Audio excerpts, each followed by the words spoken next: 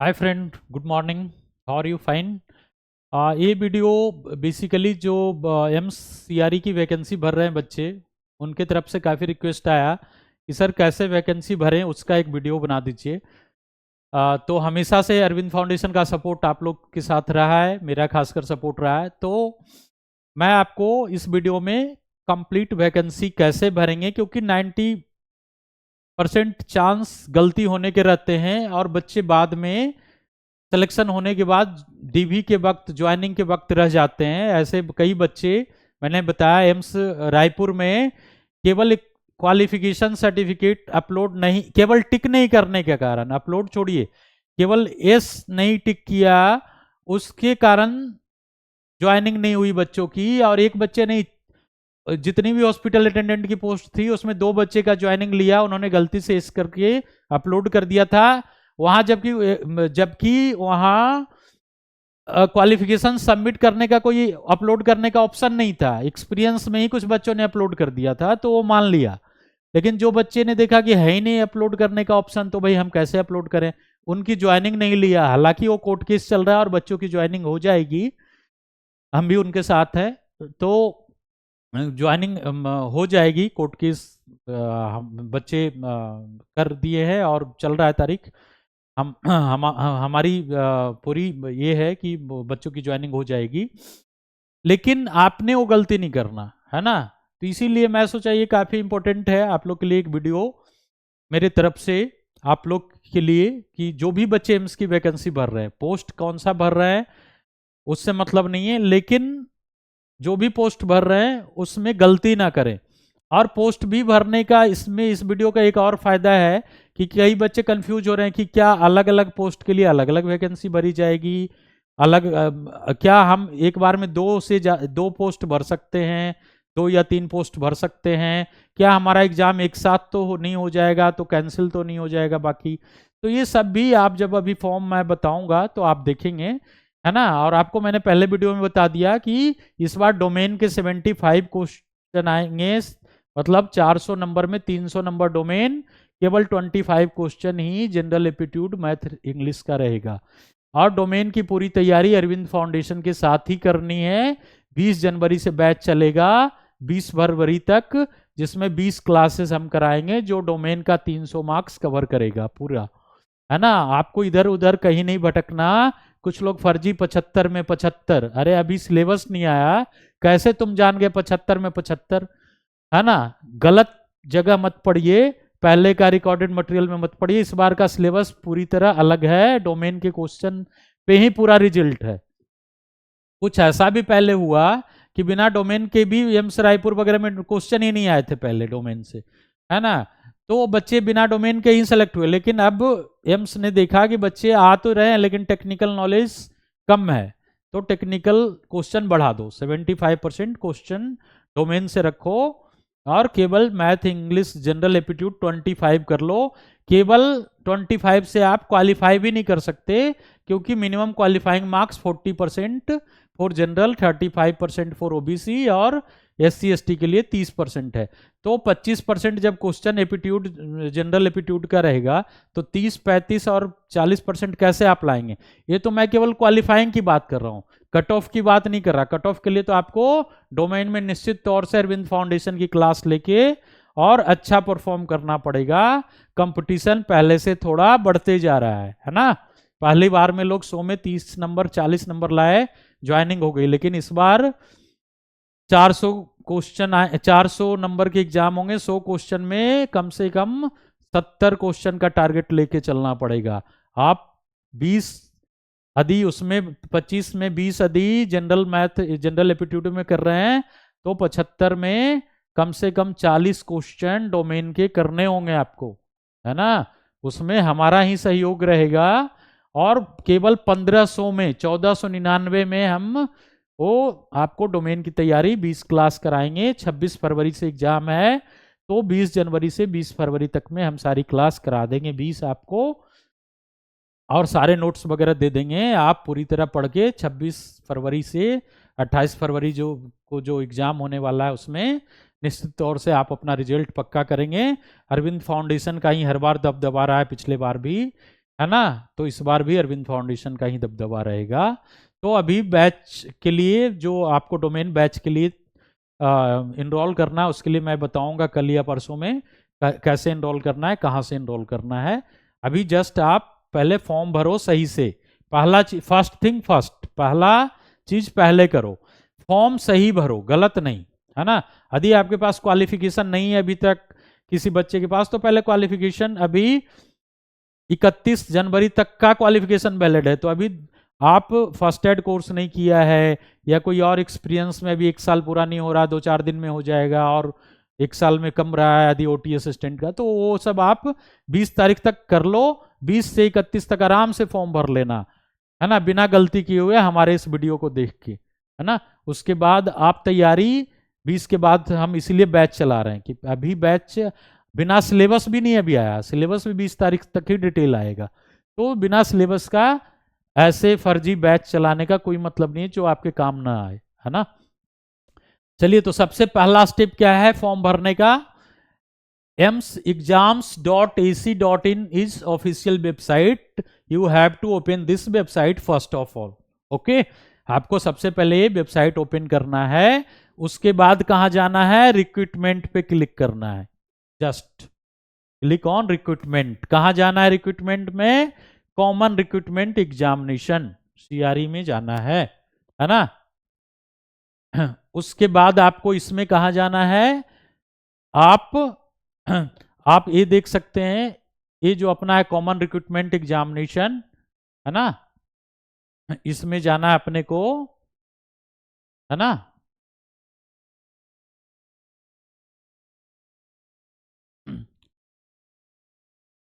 View details में जाना है, फिर सबसे पहले क्रिएट ए न्यू अकाउंट करना है ना। एक आपको अपना अकाउंट बनाना है। अकाउंट बनाने के लिए क्या क्या चाहिए? Name, mobile number, email ID और अपना पासवर्ड सेट करना है। नेम दो दो बार देखो गलती ना हो इसलिए फुल नेम, फिर re enter full name, mobile number, फिर confirm mobile number, email ID confirm email ID, password confirm password, सब चीज दो दो बार इसीलिए दिया है कि गलती से भी गलती ना हो, है ना। लास्ट में आपको आधार नंबर डाल के, वेरीफाई आधार करके, आई वांट टू प्रोसीड करके क्रिएट अकाउंट कर लेना है ना। मैंने एक कर लिया है ताकि आगे मैं आपको लॉगिन करके आपको बता सकूं कि कैसे फॉर्म भरना है ना। तो सबसे पहले हमें यहाँ जाके ये कर लेना है। उसके बाद जो है हमें तब ऑलरेडी है अकाउंट, मेरा पहले से अकाउंट है, तो मैं यहाँ गया और क्या करना है, और रजिस्टर करने के बाद अकाउंट बन गया, अकाउंट में आ गया। मैं पहले बना लिया था आप लोग को दिखाने के लिए, है ना। मेरा जो अकाउंट है वो बना हुआ है। तो अब हम लॉगिन करेंगे, इंटर कैंडिडेट आईडी और मोबाइल नंबर, है ना। मोबाइल नंबर से कर लेते हैं, सिंपल है, 8789173582, है ना, कर लिया। उसके बाद हमें पासवर्ड करना है, तो पासवर्ड मैं कर लेता हूं, है ना।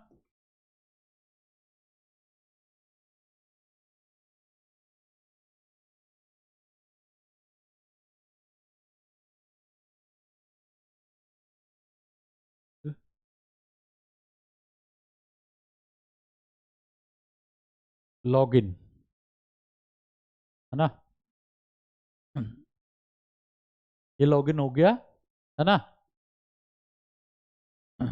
उसके बाद हमें कहाँ जाना है? लॉगिन हो गया, देखो आलोक कुमार लिखा रहा है, मेरा आईडी 8465531919 है ना। मेरा अकाउंट मत लॉगिन करके भर देना, नहीं तो मुझे भी नौकरी में जानी पड़ेगी, है ना। आप लोग अपना ही अकाउंट क्रिएट करके भरना, मैं जस्ट आपको बताने के लिए कर रहा हूँ, है ना। नहीं तो फिर ये सेवा कौन दे पाएगा? इतने बच्चों को, हर साल 1000 बच्चों को सक्सेस कराने की जिम्मेवारी है ना। तो अभी देखो अब क्या करना है अपने को, एप्लीकेशन स्टेटस पेंडिंग आ रहा है ना। देखो एडिट एप्लीकेशन मैंने कुछ भरा था पहले, इसलिए मैं, आप नहीं भरे हो तो यहाँ न्यू एप्लीकेशन आएगा, उस पर क्लिक कर देना। मैं पहले थोड़ा भरा था बेसिक डिटेल, इसलिए इस पे आ रहा है।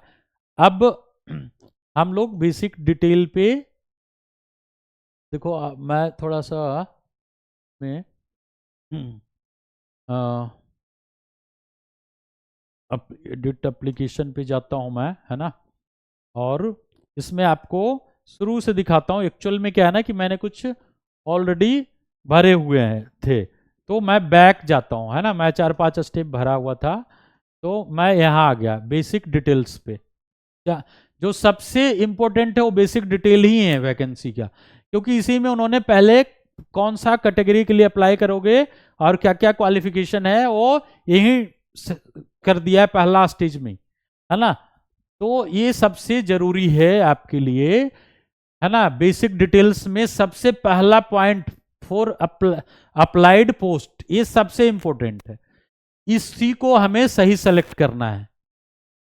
आप देखोगे यहां सभी का ईसीजी टेक्नीशियन, ड्रेसर, हॉस्पिटल, देखो ये बता रहा था आपको वहां जो अभी मैंने पहले वीडियो में दिखाया, दिस इज, ये सारे वैकेंसी एक कैटेगरी में है। कौन कौन? Dresser, hospital attendant grade 3, hospital attendant grade 3, nursing orderly, maternity attendant, multitasking staff, nursing attendant, इसी में इवन ओटी वगैरह भी है ना। तो यदि हमें इस कैटेगरी का भरना है तो इसको सेलेक्ट करना है। हम इस कैटेगरी का नहीं भरना चाह रहे, सपोज हम चाह रहे हैं कि जूनियर रेडियोग्राफर वाला सब एक कैटेगरी में, डार्क रूम असिस्टेंट, इसको भरें तो इसको सेलेक्ट करेंगे, है ना।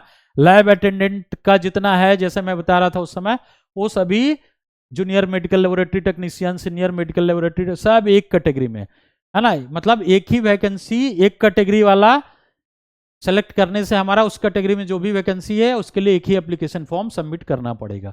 तो अभी ज़्यादातर बच्चे जो हमारे हैं वो ड्रेसर, हॉस्पिटल अटेंडेंट के हैं, इसलिए मैं वही सेलेक्ट करता हूँ। ऑलरेडी आप देखोगे तो यहाँ सेलेक्ट भी है हमारा, है ना, जो सबसे ऊपर आ रहा है ड्रेसर, हॉस्पिटल अटेंडेंट, ये कैटेगरी हमने सेलेक्ट कर लिया, है ना। अब जैसी कैटेगरी आप सेलेक्ट करोगे तो नीचे सारा कुछ आ जाएगा, उस कैटेगरी में जो जो वैकेंसी, जो जो पोस्ट है, कहाँ कहाँ है, वो सब आ जाएगा, है ना। कौन कौन सा पोस्ट है, कहाँ कहाँ है, क्या क्वालिफिकेशन चाहिए, एज क्राइटेरिया क्या चाहिए, वो सब, ताकि आप देख के भरो, गलती ना करो, है ना। देखो इस कैटेगरी में डार्क रूम असिस्टेंट है, ड्रेसर है। अब जैसे आप सब कुछ, ड्रेसर के लिए क्या क्वालिफिकेशन है, 10th pass from recognised board और first aid certificate course from Red Cross और सेंट्रल गवर्नमेंट और स्टेट गवर्नमेंट रिकॉग्नाइज, जो सेंट्रल गवर्नमेंट अरविंद फाउंडेशन है ना। 1 year experience as dresser from any recognised और private hospital having at least 50 bed. इसमें 3 criteria है, तो आपको पोस्ट सेलेक्ट नहीं करना, क्वालिफिकेशन नीचे दिया हुआ है पोस्ट वाइज, उस पर टिक करोगे तो अपने आप वो पोस्ट सेलेक्ट हो जाएगा। सपोज हमें ड्रेसर का करना है तो एक लाइन में ये तीनों क्वालिफिकेशन रहेगा, याद रखना कि क्या क्या है, 10th फर्स्ट एड और 50 बेड का 1 year एक्सपीरियंस, है ना। सपोज हमें हॉस्पिटल अटेंडेंट का करना है तो हॉस्पिटल अटेंडेंट सब में एक ही क्वालिफिकेशन है, मैट्रिकुलेशन, है ना, certificate course in hospital services, है ना। सच एज, देखो ये सच एज में एग्जाम्पल में कई बच्चे फंस जाते हैं कि सर संथी जॉन का चाहिए ना, नहीं चाहिए भाई, वो एग्जाम्पल है ना, अरविंद फाउंडेशन का चाहिए, ठीक है, एग्जाम्पल पे नहीं जाना हर चीज।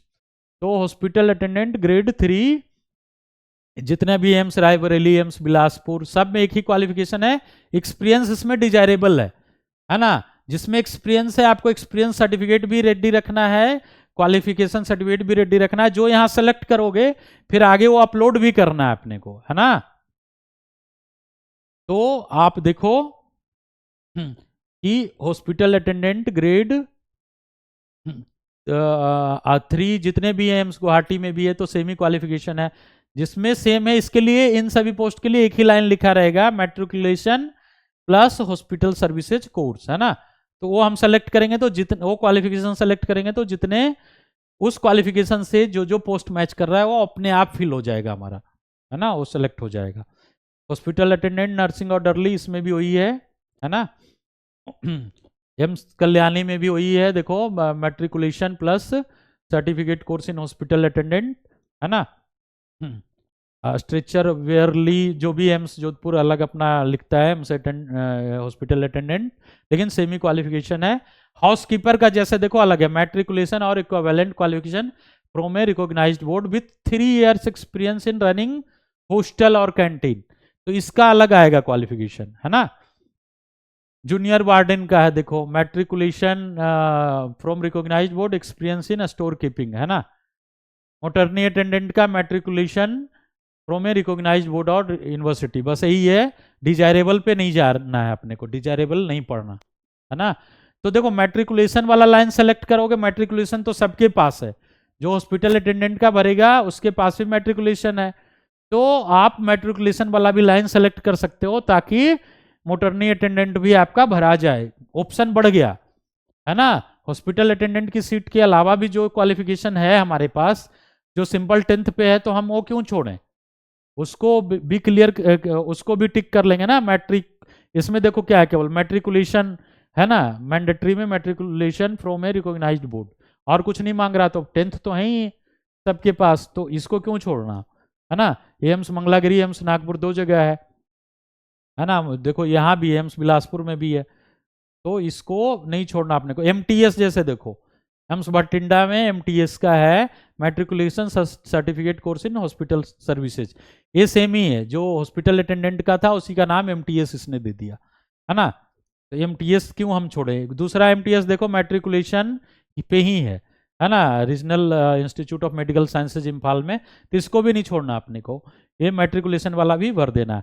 नर्सिंग अटेंडेंट देखो, इसमें भी मैट्रिक प्लस फर्स्ट एड, देखो नर्सिंग अटेंडेंट में अलग निकाला उसने, मैट्रिक प्लस फर्स्ट एड तो है ही है, 1 ईयर एक्सपीरियंस इन 50 बेडेड हॉस्पिटल, है ना।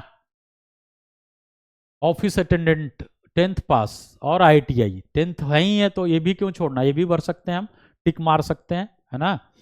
ऑपरेटर लिफ्ट वगैरह जिसके पास इसमें आईटीआई मैंडेटरी है, तो 10th और आईटीआई है, वही भर सकते हैं। ओटी असिस्टेंट, जिसकी मैं बार बार बात कर रहा हूँ, बहुत अच्छी वैकेंसी है, पे लेवल भी हॉस्पिटल अटेंडेंट से ऊपर है, और नंबर ऑफ वैकेंसीज भी अच्छी है, तो हॉस्पिटल अटेंडेंट भी भरें, और यदि ओटी असिस्टेंट का एक्सपीरियंस है ना, कोई भी फॉर्मेट के लिए हेल्प चाहिए अरविंद फाउंडेशन के का, तो कोई भी हॉस्पिटल से आप काम कर रहे हैं हॉस्पिटल में, तो आप फॉर्मेट एक्सपीरियंस सही बनना चाहिए, उसके लिए आप मेरे से हेल्प ले सकते हैं, है ना।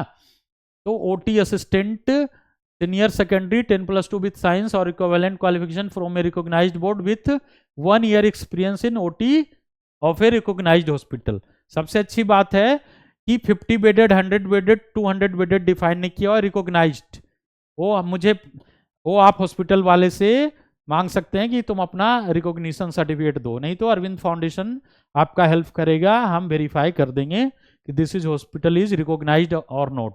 बिना रिकॉग्नाइज्ड वाले से भी करके एक्सपीरियंस कोई फायदा नहीं है ना। ओटी अच्छा पोस्ट है, लेकिन एक्सपीरियंस सही होना चाहिए, ठीक है। उसमें अरविंद फाउंडेशन का गाइडेंस आप ले सकते हो, ठीक है। तो ओटी असिस्टेंट देखो, ये सारे ईएसआईसी में, ईएसआईसी बिहार, छत्तीसगढ़, दिल्ली एनसीआर, गुजरात, सभी में सेमी क्वालिफिकेशन है। तो किसी के पास यदि 10+2 साइंस है, बच्चे कहते हैं बायोलॉजी है सर, मैथ है सर, बायोलॉजी नहीं है, no need of math biology, मतलब बायोलॉजी हो या मैथ हो, बोथ आर एलिजिबल, पीसीएम हो या पीसीबी हो, है ना, 10+2 में बोथ आर एलिजिबल। सबसे अच्छी बात ये भी है, नहीं तो बायोलॉजी कम बच्चे का रहता है, वो दिक्कत हो जाती है, तो अच्छा है कि साइंस लिखा है, प्लस ओटी का एक्सपीरियंस के लिए आप अरविंद फाउंडेशन से गाइडेंस ले ही रहे हो। गाइडेंस 2 तरह का हम देते हैं ओटी में, कि एक तो जो आपका रहना चाहिए वो रजिस्टर्ड हॉस्पिटल से रहना चाहिए, वो मैं वेरीफाई कर दूंगा आपको। दूसरा जो होना चाहिए वो फॉर्मेट सही होना चाहिए, उन्होंने फॉर्मेट बताया कि एक्सपीरियंस में क्या क्या चीजें मेंशन होनी चाहिए, है ना। ये 2 चीजें हैं अपना। तो ईएसआईसी, लेकिन जो लोग काम कहीं कर रहे हैं उन्हीं को बेनिफिट है। तो ईएसआईसी उड़ीसा, महाराष्ट्र, आप इस क्वालिफिकेशन को सेलेक्ट करोगे तो ये सारा पोस्ट अपने आप सेलेक्ट हो जाएगा, अप्लाई हो जाएगा, है ना। देखो नीचे वो जादू है, उन्होंने नीचे दिया है वो चीज, मैं अभी तो आपको दिखा ही रहा हूँ। स्टोर अटेंडेंट ग्रेड 3, है ना, 10th पास और आईटीआई, है ना। तो यदि 10th पास हैं आप, तो हॉस्पिटल स्टोर अटेंडेंट को भी सिलेक्ट कर सकते हैं। अब देखो आप, जैसे मैंने सेलेक्ट किया हुआ था इसलिए दिखा रहा है, मैट्रिकुलेशन और equivalent qualification from recognised board, हम इसको टिक मार देते हैं क्योंकि ये सिंपल मैट्रिकुलेशन है। इसको सेलेक्ट करेंगे तो जो जो सिंपल 10th पे था वो सब हमारा सेलेक्ट हो जाएगा, वो सब पोस्ट में अप्लाई हो जाएगा, है ना। आपने देखा ऊपर जो जो मैट्रिकुलेशन पे था, जैसे कौन कौन था, ओटी छोड़ दो, आप अभी देख रहे थे 10th पे था ना, 10th पास ऑफिस अटेंडेंट है ना। उसके बाद देखिए इधर एमटीएस भी एक था, एमटीएस भी देखो है, एमटीएस एक दो एमटीएस एम्स बठिंडा वाला में तो वो है 10th प्लस फर्स्ट एड, जो आप हमारे यहाँ से कर रहे हैं फर्स्ट एड। इसमें केवल दूसरा जो regional institute of medical sciences है उसमें केवल मैट्रिकुलेशन मांगा हुआ है। तो ये जैसे ही हम मैट्रिकुलेशन और इट्स इक्विवेलेंट वाला सेलेक्ट किए, ये पोस्ट अपने आप सेलेक्ट हो गया। इसके अलावा और भी ऊपर में एक दो पोस्ट था, वो सब सेलेक्ट हो गया, है ना। तो ये तरीका है भरने का, है ना। और देखो यदि हमारे पास इसके अलावा और क्वालिफिकेशन है, हाँ, यदि हमारे पास ये भी है कि matriculation from a recognised school, certificate course in hospital services, जो आप अरविंद फाउंडेशन से कर रहे हो फर्स्ट एड का, हॉस्पिटल अटेंडेंट का पोस्ट के लिए, तो हम इसको टिक कर लेंगे तो जितना हॉस्पिटल अटेंडेंट की पोस्ट है वो अपने आप सेलेक्ट हो जाएगा, है ना। क्वालिफिकेशन पे ही गेम है सारा। लेकिन जो क्वालिफिकेशन नहीं उस पर टिक नहीं करना, वो वैकेंसी में भर के फिर आपके लिए दिक्कत होगी।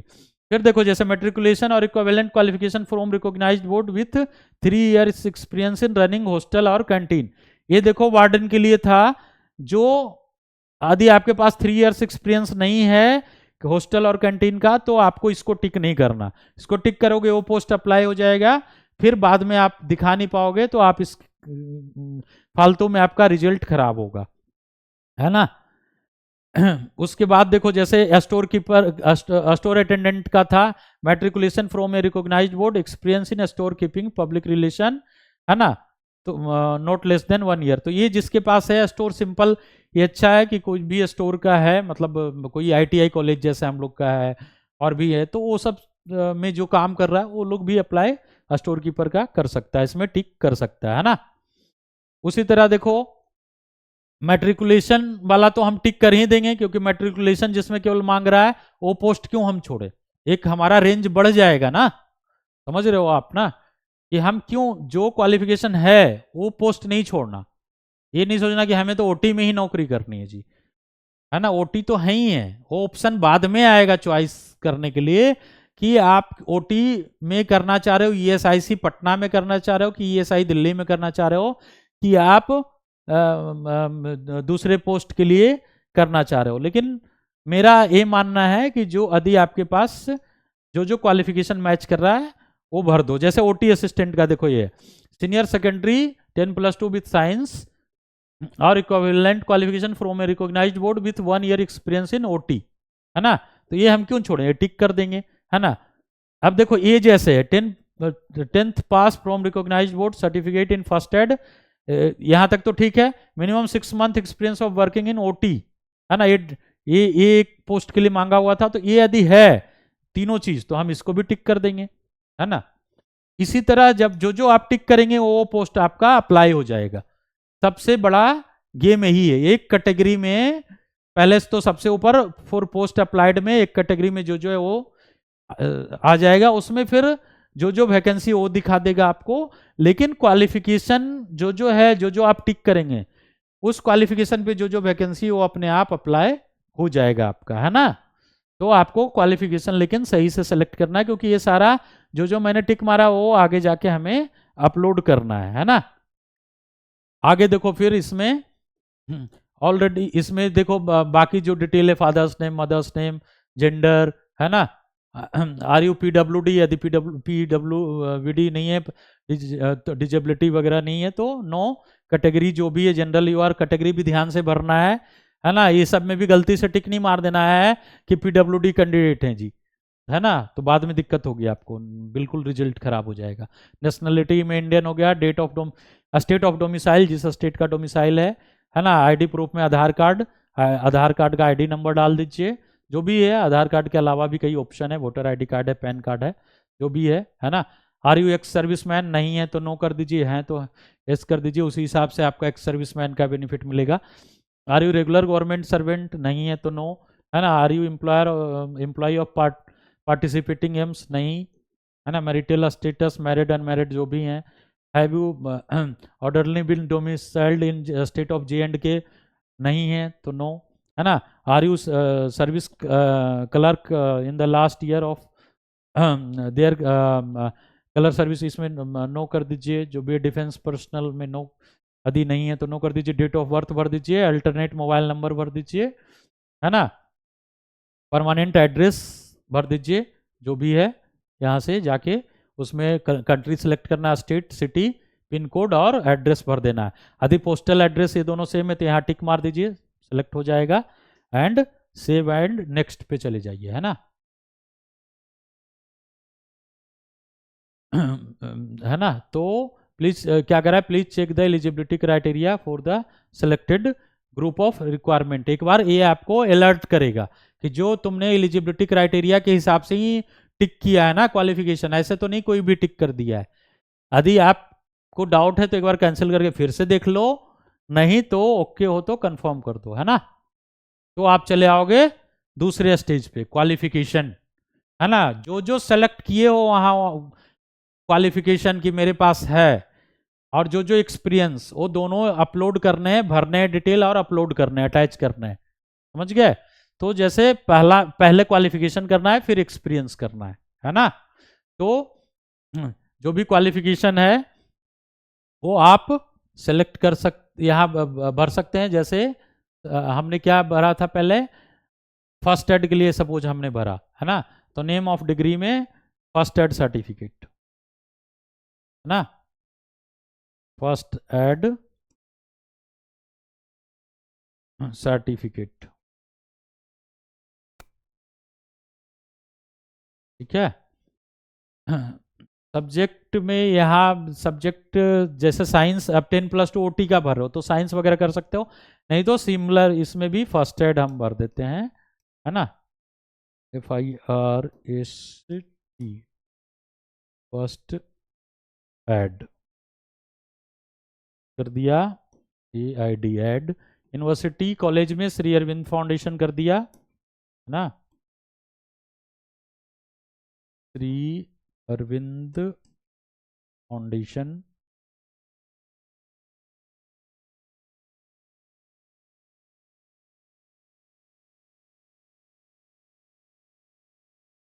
है ना। फिर देखो बोर्ड, फिर प्लेस ऑफ यूनिवर्सिटी हमारा, देखो जो दिल्ली में सेंटर है या नालंदा में, जहाँ से भी किया है वो भर दो आप। नालंदा है तो नालंदा, या जहाँ से भी, जहाँ भी आपका बोर्ड या यूनिवर्सिटी या इंस्टीट्यूट है वो भर दो। डेट ऑफ पासिंग में जब आप पास की हो, सपोज यदि कोई बच्चा अभी पास कर रहा है, लेकिन जब आप पास कर जाओगे, जैसे अभी हमारा बैच चल रहा है एक हॉस्पिटल अटेंडेंट का, सपोज 20 को सर्टिफिकेट इशू होगा तो 20 के बाद ही फॉर्म भरना। अभी 20 सेलेक्ट करोगे तो, है ना, कर सकते हो आप, लेकिन हम लोग 20 सेलेक्ट ही नहीं होगा, 12 देखो लास्ट आज है तो 12 ही सेलेक्ट हो रहा है, तो 20 को ही इसीलिए कहा जाता है कि क्वालिफिकेशन जब आ जाए उसके बाद वैकेंसी भरो, है ना। तो चलो अभी तो ये कर दिया हमने। ऑब्टेन परसेंटेज, जो मैंने मार्कशीट दिखाया था उसके बिहाफ पे, यदि किसी का 83 है तो 83 भर दो, या जो भी आपका क्वालिफिकेशन है 10+2 के मार्कशीट में, या मैट्रिक, यहाँ मैट्रिक का सबसे पहले तो मैट्रिक का भरना ही भरना है ना। फर्स्ट एड तो मैं एग्जाम्पल के लिए दे रहा हूँ, पहले तो सबसे पहले कोई भी पोस्ट है तो मैट्रिक का भरना है, उसके बाद यदि इंटर का है तो इंटर का भरना है, इंटर यदि OT पे भर रहे हो तो, या इस पे यदि फर्स्ट एड का कर रहे हो तो 10th का और फर्स्ट एड दोनों का भरेंगे, है ना। उसके बाद ये कर दिया, उसके बाद हम लोग यहाँ अपलोड करेंगे, है ना, जो हमारा मार्कशीट सर्टिफिकेट है वो अपलोड करेंगे, यहाँ दोनों स्कैन कर लेंगे एक साथ, अपलोड कर देंगे, है ना। देन हम सेव एंड नेक्स्ट पे चले जाएंगे, ठीक है। Please check the eligibility of the selected group of requirement, है ना। फिर यहाँ पूछेगा, हम फिर जब कंफर्म करेंगे तभी आगे जाएगा, है ना। कंफर्म कर दिया हमारा क्वालिफिकेशन, लेकिन मैंने एग्जाम्पल के लिए एक ही क्वालिफिकेशन डाला है। आप जो जो पोस्ट सेलेक्ट की हो, मैट्रिक का तो सबसे पहले डालो, उसके बाद फर्स्ट एड है आपके पास तो फर्स्ट एड का डालो, OT का भी भर रहे हो तो 10+2 का भी डालो, है ना। यदि उसके अलावा कोई ITI पे वैकेंसी भर रहे हो, ITI का डालो, है ना। उसके अलावा सपोज आपके पास कोई और योग्यता है ना, जिस पे आप वैकेंसी भरना चाह रहे हो तो वो भी डालो। क्वालिफिकेशन में सब एक साथ ऐड करके वहां ऑप्शन आता है ना, तो ऐड करते जाना है। उसी तरह तीसरा एक्सपीरियंस की बात आ गई, है ना। तो एक्सपीरियंस, अब जो हमने यदि OT में एक्सपीरियंस डाला है, या हॉस्पिटल अटेंडेंट में एक्सपीरियंस नहीं चाहिए लेकिन कुछ पोस्ट में चाहिए, जिस जिसमें चाहिए वो एक्सपीरियंस यदि हमने टिक किया हुआ है वहां कि भाई ये एक्सपीरियंस वाला भी मैं भरूंगा, जैसे सपोज ओटी का ही एग्जांपल लेते हैं क्योंकि उसमें मैंडेटरी है, तो हम ओटी का यहाँ एक्सपीरियंस का डिटेल भरेंगे, है ना। प्लीज चेक द एडवर्टीजमेंट, है ना। इस ऑर्गेनाइजेशन नेम यहाँ डालेंगे कौन सा है, सपोज एबीसी हॉस्पिटल है तो एबीसी हॉस्पिटल डाल देंगे, है ना। जस्ट फॉर एग्जाम्पल मैं बता रहा हूँ आपको, आप जो हॉस्पिटल में काम कर रहे हैं जहाँ का एक्सपीरियंस है वही भरेंगे। पोजीशन हेल्ड ओटी असिस्टेंट है तो हम भर देंगे ऑपरेशन थिएटर असिस्टेंट पूरा लिखेंगे, है ना। OPERATION operation theatre assistant, THRETER assistant, operation theatre assistant, है ना। फिर एम्प्लॉय टाइप, है ना, रेगुलर थे, कॉन्ट्रैक्ट पे थे, टेम्पोररी थे, है ना। यदि आप रेगुलर थे तो रेगुलर भर लीजिए। स्टार्ट डेट, कब से नौकरी स्टार्ट किए थे, है ना, कब वहां ज्वाइन किए थे। सपोज हम 2023 में ज्वाइन किए थे 4 जनवरी को, हम ये सेलेक्ट कर दिए। आगे पूछेगा करेंटली वर्किंग, यदि नो कहेंगे तो लास्ट डेट पूछ देगा कब तक काम किए हैं, है ना। हम नो करते हैं, है ना। तो एंड डेट कब तक काम किया आपने, तो हम लिख देते हैं कि 3 जनवरी 2025 तक हमने काम किया, है ना। 2 साल का हमारा एक्सपीरियंस है, हालांकि 1 साल ही मांग रहा है। लेंथ ऑफ सर्विस इसमें अपने आप आ गया 731 दिन, है ना, समझ गए। तो 23 से 24, 24 से 25, है ना। तो ये आ गया। नेचर ऑफ ड्यूटी क्या था तो आप लिख सकते हो, है ना। ऑपरेशन थिएटर असिस्टेंट थे तो वही लिख दो, ऑपरेशन थिएटर THEATRE, है ना, ऑपरेशन थिएटर असिस्टेंट, ये लिख दिया।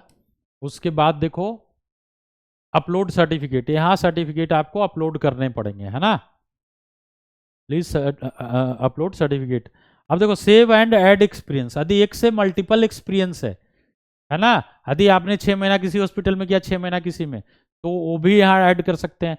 या 2 तरह का एक्सपीरियंस है आपके पास कि ओटी का भी है और हॉस्पिटल अटेंडेंट का भी सपोज मांगा हुआ है वो भी है, या स्टोर कीपर का भी, सपोज हॉस्पिटल अटेंडेंट में कंफ्यूज नहीं होना, स्टोर कीपर का भी है, तो आप वो भी ऐड करके यहाँ सेव एंड ऐड में जाके कर लो, है ना। सेव एंड ऐड करोगे तो सेव हो जाएगा, दूसरा आ जाएगा, फिर डिटेल भर देना, वो जरूरी, वो छोड़ना नहीं है ना। फिर सेव एंड नेक्स्ट करना, जो जो एक्सपीरियंस है सब डाल के फिर पूछेगा आर यू कंफर्म, तो कर देना कंफर्म, है ना। फिर देखो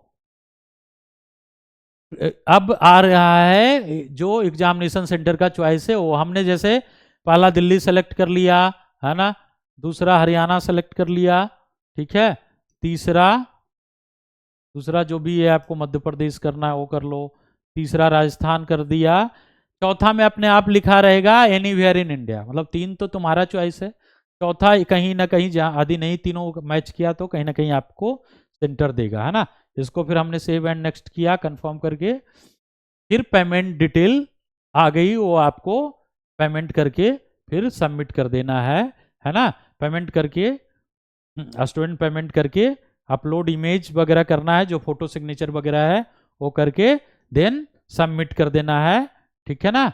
ऑनलाइन पेमेंट SBI, ठीक है, आप करके कर दोगे। अब मैं तो पेमेंट नहीं करूंगा, है ना।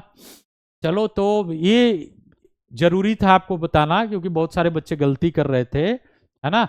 अच्छा, क्वालिफिकेशन वाले में मैं नीचे थोड़ा बताना भूल गया, उसमें नीचे जब क्वालिफिकेशन आप ऐड करोगे ना तो नीचे लिखता है कि do you have any registration from professional organisation, तो कुछ केस जैसे फार्मेसी है तो फार्मेसी काउंसिल ऑफ इंडिया का होता है रजिस्ट्रेशन, नर्सिंग है तो इंडियन नर्सिंग काउंसिल का होता है, तो उसी केस में केवल डालना है, बाकी में नो कर देना, नहीं तो यस करोगे तो मांगेगा डिटेल रजिस्ट्रेशन नंबर कौन से प्रोफेशनल बॉडीज से है ना।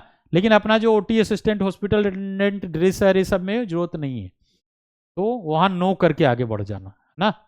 तो आई थिंक ये वीडियो काफ़ी फ्रूटफुल रहेगा आपके लिए, और बच्चे काफ़ी परेशान थे और मुझे भी टेंशन हो रही थी, मुझे 2-3 दिनों से टाइम नहीं मिल रहा था, अपनी ट्रेनिंग थी एनटीपीसी में, मैं थोड़ा बिजी था वहाँ, तो मैं पूरी तरह स्टडी करके फिर आपके लिए आज संडे को समय निकाला है। आप ये सोचो, संडे को मैं ऑफिस आके सारा आपके लिए वीडियो डिलीवर कर रहा हूँ, ताकि आप गलती से भी गलती ना करो और सही वैकेंसी, सही पोस्ट सेलेक्ट करो और सही डॉक्यूमेंट अपलोड करो, ताकि आपका रिजल्ट होने के बाद कोई समस्या ना रहे।